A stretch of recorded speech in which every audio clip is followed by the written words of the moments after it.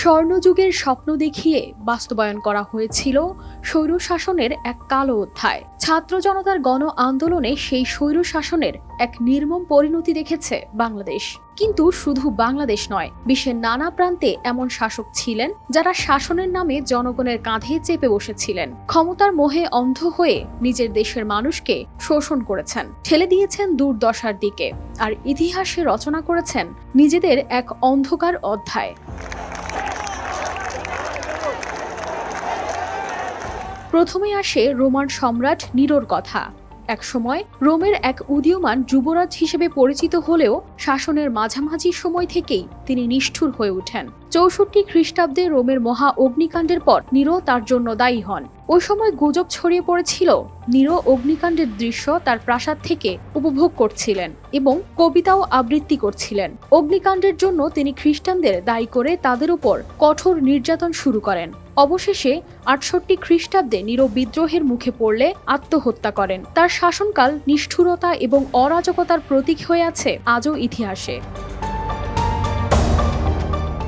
Adolf Hitler শিল্পী হওয়ার স্বপ্ন পূরণ না হওয়ায় তিনি প্রথম বিশ্বযুদ্ধ পরবর্তী জার্মানির হতাশা ও অস্থিরতাকে কাজে লাগিয়ে ক্ষমতায় আসেন। তার নেতৃত্বে নাৎসি দল জার্মানির সামরিক এবং রাজনৈতিক ক্ষেত্র পুনর্গঠন করে, কিন্তু বিশ্বকে দ্বিতীয় বিশ্বযুদ্ধের দিকে ঠেলে দেয়। ১৯৪৫ সালে মিত্রপক্ষ বার্লিন ঘেরাও করলে হিটলার আত্মহত্যা করেন। তার শাসনকাল ইতিহাসের অন্যতম কালো অধ্যায় হিসেবে চিহ্নিত।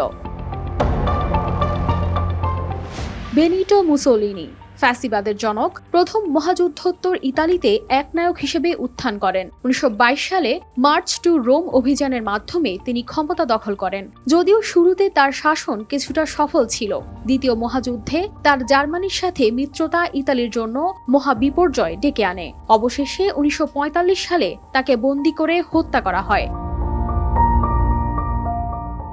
জোসেফ স্টালিন সোভিয়েত ইউনিয়নের একনায়ক, লেনিনের মৃত্যুর পর ক্ষমতায় আসেন এবং তার বিরোধীদের নির্মমভাবে দমন করেন। দ্বিতীয় বিশ্বযুদ্ধের সময় তার শাসন মিত্রপক্ষের জন্য গুরুত্বপূর্ণ ছিল, কিন্তু তার শাসনকাল সোভিয়েত নাগরিকদের জন্য কঠিন ও নির্মম হয়ে ওঠে। স্টালিনের মৃত্যুর পরও তার অপরাধের ইতিহাস সোভিয়েত এবং বিশ্ব রাজনীতিতে প্রভাব ফেলেছে। দক্ষিণ আমেরিকার চিলির একনায়ক আগাস্টো পিনোশে ক্ষমতা দখল করেন ১৯৭৩ সালে। তিনি গণতান্ত্রিকভাবে নির্বাচিত সরকারকে উৎখাত করে সামরিক একনায়কতন্ত্র প্রতিষ্ঠা করেন। তার শাসনকাল নির্যাতন, গুম ও হত্যার জন্য কুখ্যাত। ১৯৯০ সালে তিনি প্রেসিডেন্টের পদ থেকে পদত্যাগ করেন, কিন্তু তার শাসনের দুঃসহ স্মৃতি চিলিবাসীর মনে অমলিন থেকে যায়। এমনই ছিল রোমানিয়ার নিকোলাই চৌশেস্কু। ১৯৮৯ সালে গণ অসন্তোষের মুখে তিনি এবং তার স্ত্রীকে গ্রেফতার করা হয় এবং বিচার করে তাদের মৃত্যুদণ্ড দেওয়া হয়। আলবার্তো ফুজিমোরো, যিনি ১৯৯০ সালে পেরুর প্রেসিডেন্ট নির্বাচিত হন, কিন্তু একনায়কতন্ত্র প্রতিষ্ঠা করে মানবাধিকার লঙ্ঘন এবং দুর্নীতির জন্য কুখ্যাত হন। ২০০০ সালে তার শাসনের পতন ঘটে এবং পরে তাকে গ্রেপ্তার করে কারাদণ্ড দেওয়া হয়।